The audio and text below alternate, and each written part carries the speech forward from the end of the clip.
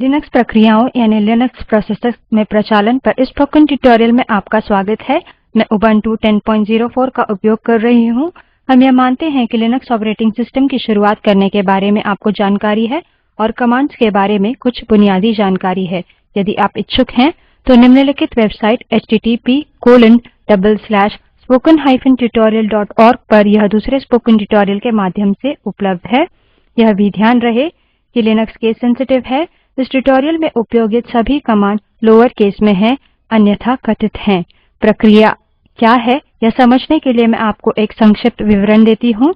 जो कुछ भी लिनक्स में चलता है प्रक्रिया कहलाती है। शेल जो चल रही है और हमारी कमांड ले रही है एक प्रक्रिया है। कमांड जो हम टर्मिनल पर टाइप करते हैं वह प्रक्रियाएं हैं जब वे चल रही हैं।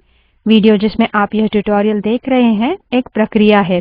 जो ब्राउजर चल रहा है जिसमें आपने स्पोकन ट्यूटोरियल वेबसाइट खोली है एक प्रक्रिया है। शेल स्क्रिप्ट्स जो चल रही हैं प्रक्रियाएं हैं आदि। प्रक्रिया को प्रोग्राम के रूप में परिभाषित कर सकते हैं। जो निष्पादित किया जा रहा है वह जो चल रहा है। प्रक्रियाएं अधिकतर हमारे समान हैं। वे जन्म लेती हैं, वे मरती हैं, उनके अभिभावक और संतान होती है। पहले हम शेल प्रक्रिया के बारे में सीखते हैं। शेल प्रक्रिया लिनक्स कर्नेल से शुरू होती है ज्यों ही हम सिस्टम में लॉगिन करते हैं। इस स्तर पर यह जानना काफी होगा कि Linux kernel Linux operating system का मुख्य भाग है। यह अति महत्वपूर्ण घटकों से बना है जो लिनक्स को चलाता है।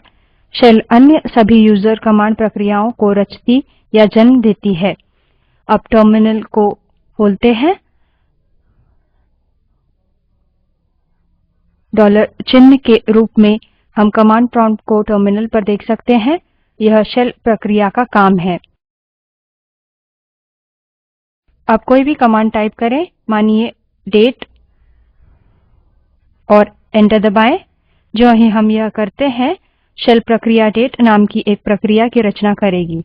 अब क्योंकि शेल प्रक्रिया ने डेट प्रक्रिया को जन्म दिया है हम कह सकते हैं कि शेल प्रक्रिया डेट प्रक्रिया की अभिभावक है तथा डेट प्रक्रिया शेल प्रक्रिया की संतान है।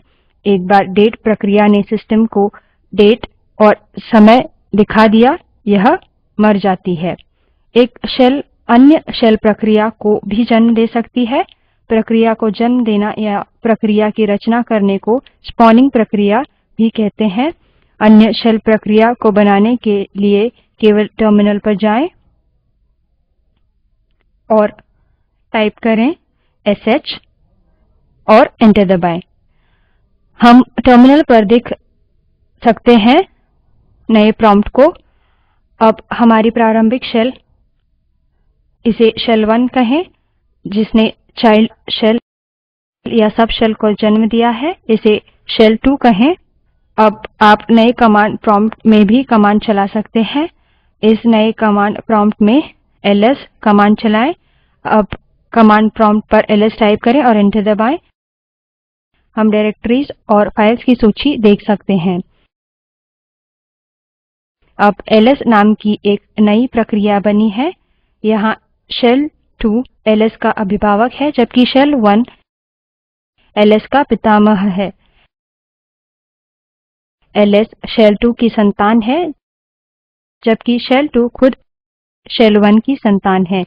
शेल 2 को नष्ट करने के लिए केवल नए प्रॉम्प्ट पर exit टाइप करें और एंटर दबाएं। यह शेल 2 को नष्ट कर देगा और हम अपनी प्रारंभिक कमांड प्रॉम्प्ट पर वापस आ जाएंगे। हमारे और प्रक्रियाओं के बीच की समानताओं को जारी रखते हैं। हम जानते हैं कि हम में से प्रत्येक में कुछ गुण होते हैं जो हमारी पहचान बताते हैं। वो गुण हमारा नाम, अभिभावक का नाम, जन्म दिनांक, पैन कार्ड संख्या आदि हो सकते हैं। उसी तरह प्रक्रियाओं के भी गुण होते हैं जैसे PID, PPID, स्टार्ट टाइम आदि। इसमें से अधिकतर गुण कर्नेल द्वारा प्रक्रिया टेबल में पोषित किए जाते हैं। प्रत्येक प्रक्रिया एक विशिष्ट पूर्णांक के द्वारा विशिष्टतापूर्ण निर्धारित होती है, PID कहलाती है। PID कर्नेल द्वारा आवंटित की जाती है जब प्रक्रिया जन्मती है।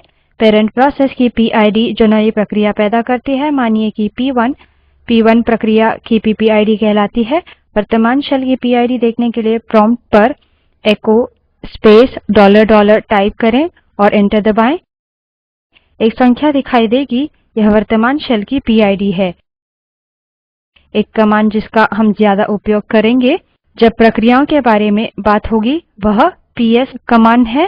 PS या प्रोसेस स्टेटस कमांड है जो सिस्टम में रन हो रही प्रक्रियाओं को प्रदर्शित करती है।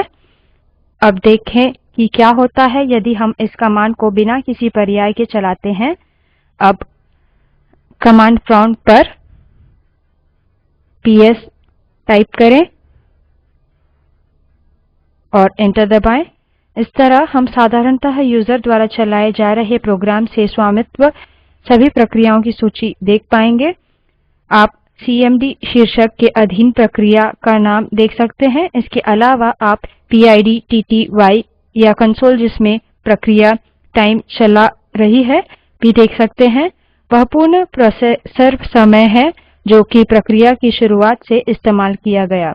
मेरी मशीन पर यह दो प्रक्रियाएं दिखा रहा है। एक बैश है जिस शेल प्रक्रिया का हम अब उपयोग कर रहे हैं। दूसरी स्वयं PS प्रक्रिया है। ध्यान रखने लायक यहाँ अन्य महत्वपूर्ण तथ्य यह है कि शेल प्रक्रिया की PID समान है जो कि echo space $$ कमांड द्वारा दिखाई दी है। यदि हम सब शेल बनाते हैं तो देखिए क्या होता है। टर्मिनल पर sh टाइप करें और एंटर दबायें। अब नए प्रॉम्प्ट में जो कि नई रेखा में दिखाई पड़ता है PS टाइप करें और एंटर दबायें। अब हम सूची में 3 प्रक्रियाएं देख सकते हैं। प्रक्रिया sh जोड़ दी गई है। यहाँ फिर से ध्यान दें कि बैश प्रक्रिया की PID पहले की तरह समान है। PS कई पर्यायों के साथ आता है जो अब हम देखेंगे। पहला पर्याय हमें सूचीबद्ध प्रक्रियाओं के लिए अधिक गुणों का प्रदर्शन दिखाई देगा। अब प्रॉम्प्ट पर PS स्पेस -F टाइप करें, एंटर दबायें। फिर से पिछले केस की तरह 3 प्रक्रियाओं की सूची बनेगी, बैश sh और PSF। भिन्नता केवल यह है कि अब अधिक गुण सूचीबद्ध हैं। UID उस यूजर का यूजरनेम देती है जिसने प्रक्रिया की शुरुआत की। यह PPID भी दिखाता है जो कि अभिभावक की PID है जिसने प्रक्रिया की रचना की। उदाहरण स्वरूप देखिए वह बैश प्रक्रिया sh प्रक्रिया का अभिभावक है, इसलिए बैश की PID sh प्रक्रिया की PPID के समान है। उसी प्रकार क्योंकि sh प्रक्रिया PS का अभिभावक है, sh प्रक्रिया PID PS-F प्रक्रिया की PPID के समान है। C प्रोसेसर के उपयोग के लिए मौजूद है। इस समय यह प्रक्रिया के जीवन पर्यंत प्रोसेसर के प्रतिशत प्रयोग का पूर्णांक वैल्यू है। यह 0 के रूप में प्रदर्शित होगा। इस केस में उपयोग बहुत कम है। टाइम क्षेत्र समय बताता है जिस समय प्रक्रिया शुरू हुई। बाकी हम पहले ही देख चुके हैं। जब PS चलता है प्रक्रियाएं 2 प्रकार की होती हैं। पहली यूजर प्रोसेसेस हैं जो यूजर द्वारा शुरू की जाती हैं। उदाहरण स्वरूप PS अथवा उस कारण कई कमांड जो हमने टर्मिनल पर चलाई हैं। दूसरी सिस्टम प्रोसेसेस होती हैं जो प्रक्रियाएं सिस्टम स्टार्टअप या यूजर लॉगिन के दौरान प्रायः सिस्टम द्वारा शुरू की जाती है। सिस्टम प्रक्रिया का उदाहरण बैश हो सकता है। कभी कभी हम सभी प्रक्रियाएं सिस्टम प्रक्रियाएं साथ ही साथ यूजर प्रक्रियाएं दोनों देखना चाहते हैं, तब हम -E या -A ऑप्शन का उपयोग करते हैं। टर्मिनल पर जाएं और प्रॉम्प्ट पर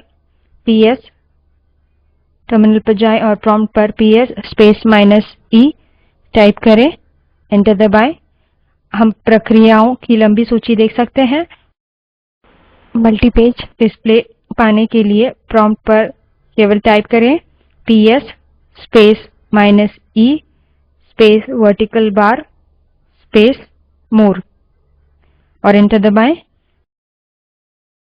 जैसा हमने पहले देखा कि मोर यह करेगा कि अधिक से अधिक सूचीबद्ध प्रक्रियाएं एक विंडो में बैठ सकें। जैसे ही हम एंटर दबाते हैं हम प्रक्रियाओं की पूर्ण सूची स्क्रोल करते हैं। इस सूची में प्रथम प्रक्रिया दिलचस्प है, इसे इनिट प्रक्रिया कहते हैं। यह वह प्रक्रिया है जिससे अधिकतर सभी अन्य प्रक्रियाएं बनती है। इसमें 1 का PID है। प्रॉम्प्ट पर वापस आने के लिए q दबाएं। तो इस ट्यूटोरियल में हमने प्रक्रिया, शेल प्रक्रिया, प्रक्रिया का जन्मना, प्रक्रियाओं के गुणों तथा प्रक्रियाओं के विभिन्न प्रकारों के बारे में सीखा। हमने PS कमांड के उपयोग के बारे में भी सीखा। इसी के साथ इस ट्यूटोरियल को समाप्ति की ओर ले जाती हूँ। Spoken tutorial talk to a teacher project का हिस्सा है, जिसे भारत सरकार के MHRD मंत्रालय के राष्ट्रीय साक्षरता मिशन ने ICT के माध्यम से समर्थित किया है। इस पर अधिक जानकारी हमारी निम्नलिखित वेबसाइट पर उपलब्ध है। यह स्क्रिप्ट देवेन्द्र कैरवान द्वारा अनुवादित है तथा IIT बॉम्बे की तरफ से मैं सकीना शेख आपसे विदा लेती हूँ। धन्यवाद।